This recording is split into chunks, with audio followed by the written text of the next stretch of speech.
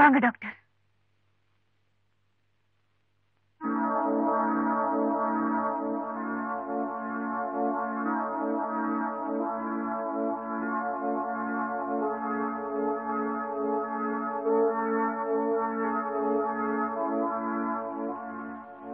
இவன் எப்படி இங்க வந்தான்?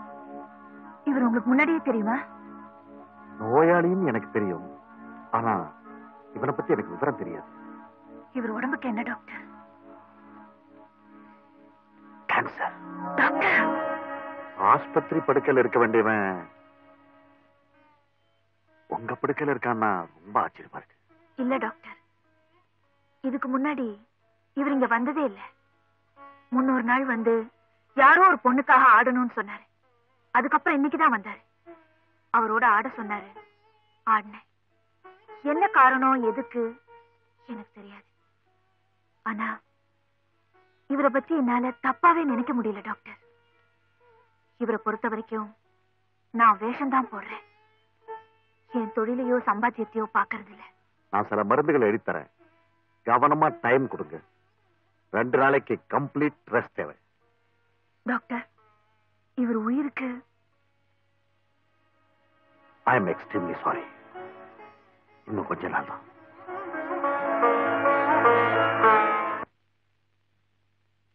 என்னங்க வெளியே போறீங்களா? ஆமா. இந்த நிலைமையிலையா? என் நிலைமை பத்தி உனக்கு என்ன தெரியும்? இங்க தன்னல மறந்து எத்தனையோ பேர் தவறி விழுந்திருக்காங்க. ஆனா நீங்க? நான் என் நினைவையும் மறக்கல, என் நிலையும் மறக்கல, நான் யாருங்கிறதையும் மறக்கல. போறேன். நீங்க போறதுனால உங்க பிரச்சனைகள் போயிடுமா?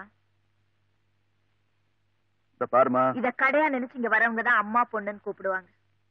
நீங்க கண்ணியமானவர், என்ன ராதானே கூப்பிடலாம். சொந்த பேரை கூப்பிடுற அளவுக்கு எனக்கு சொந்தம் ஏற்படல. அந்த உரிமையை எடுத்துக்கவும் நான் ஆசைப்படல. ஆசை உங்களுக்கு இல்லாம இருக்கலாம், ஆனா நீங்க என்ன ராதான்னு கூப்பிடணும். அதான் என் ஆசை. எந்த உரிமையில இப்படி அழுத்தமா கேக்குற? இங்க வரவனுங்க எல்லாம் பாவி, அதுல ஒரு புண்ணியவான பாக்குறனே, அதான் காரணம். எனக்கு உங்களை பத்தி எல்லா விஷயமும் தெரியும். என்ன தெரியும்? நீங்க சாவோட போராடிட்டு இருக்க மனுஷன். உனக்கு எப்படி யார் சொன்னாங்க? உங்களை டெஸ்ட் பண்ண டாக்டர். அவர் எங்க வந்தாரு? நீங்க ரத்தம் கக்கி மயங்கி விழுந்தீங்க, அதனால வந்தார். நீ டாக்டர் வர சொன்னிய, உனக்கு என்ன அவ்வளவு ஆக்குற? ஏன் இருக்க கூடாதா? நான் உடம்பத்தான் விக்கிறேன், மனசு இல்லை. நீங்க நிலத்தட மாதிரி விழுந்த போது டாக்டர் உங்களுக்கு கேன்சர்னு சொன்னார். இந்த நல்ல மனுஷனுக்கு இவ்வளவு பெரிய வியாதியான்னு துடிச்சு போயிட்டேன். தேங்க்யூ ராதா. ஆமா, நீங்க ஏன் இப்படி மாறிட்டீங்க?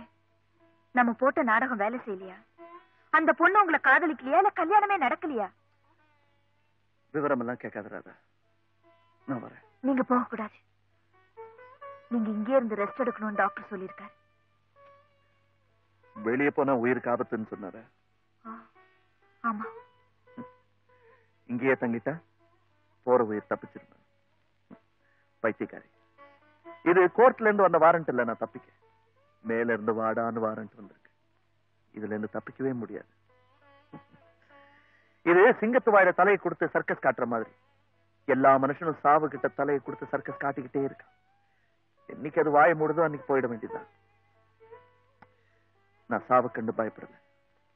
இங்க வந்தவங்க எல்லாம் விளக்கு அணைச்சிட்டு என்னோட சுகம் தேட வந்தாங்களே தவிர வாழ்க்கையோட விளக்கத்தை சொன்னதில்லை.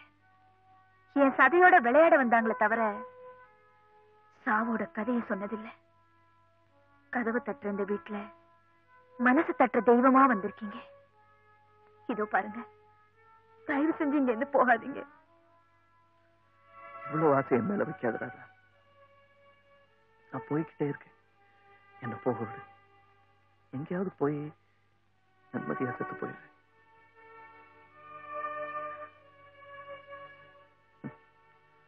வாயால சிரிச்சு மனசால அழுதுட்டு இருக்கிற வாழ முடியாத அப்பாவிங்க நீங்கன்னு எனக்கு தெரியும். உங்க புடவையை திறந்து பாக்குறவன் கொஞ்சம் ஆத்மாவையும் திறந்து பார்த்தான்னா நிச்சயமா நீங்க எல்லாம் புண்ணியவதிங்கிறது புரியும். ராதா, மறுபடியும் உன்னை சந்திக்கிற பாக்கி எனக்கு கிடைச்சா சத்தியமா இந்த கோவிலுக்கு நான் வருவேன்.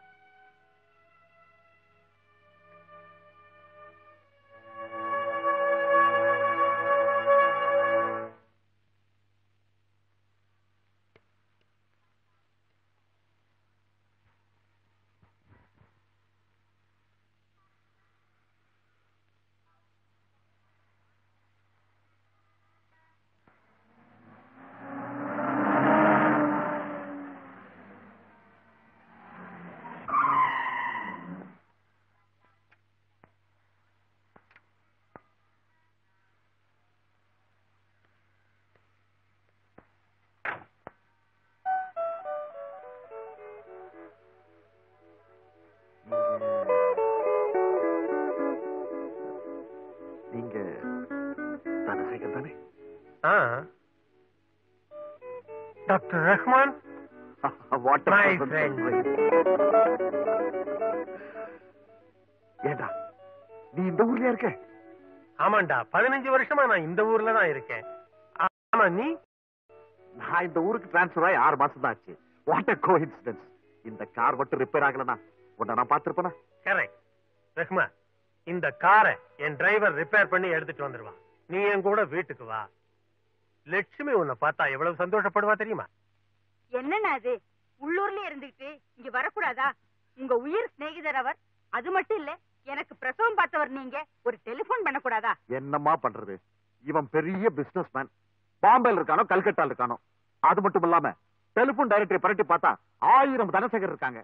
யாருன்னு நான் கண்டுபிடிக்கிறது? ஓகே ஓகே, நீ இன்னைக்கு என் கூட லஞ்ச் சாப்பிடுற.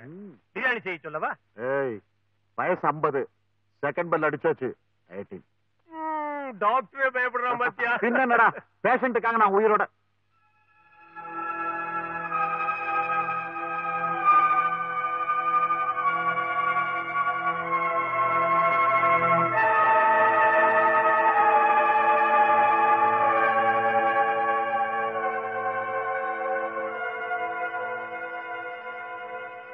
என்ன அப்படி பாக்குற? யார் இந்த பையன்? என் புள்ள ராஜா. ஆசைக்கு ஒரு பையன், ஆசைக்கு ஒரு பொண்ணு, எல்லாமே இவன் தான்.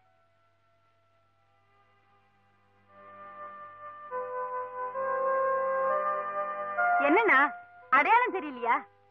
எல்லா டாக்டர்ஸும் கைவிட்ட பிறகும் நீங்க தானேனா எனக்கு பிரசவம் பார்த்து இவனை உயிரோட என் கையில கொடுத்தீங்க. அன்னைக்கு நீங்க அந்த உதவி செய்யலைன்னா இன்னைக்கு நான் பட்டமரமா தானே இருந்திருக்கணும். ராஜா, இவர் நம்ம ஃபேமிலி ஃப்ரெண்ட் டாக்டர் ரஹ்மான். இவன் கல்யாணத்துக்கு தேதி நிச்சயமாகி அதையும் தள்ளி போட்டோம்.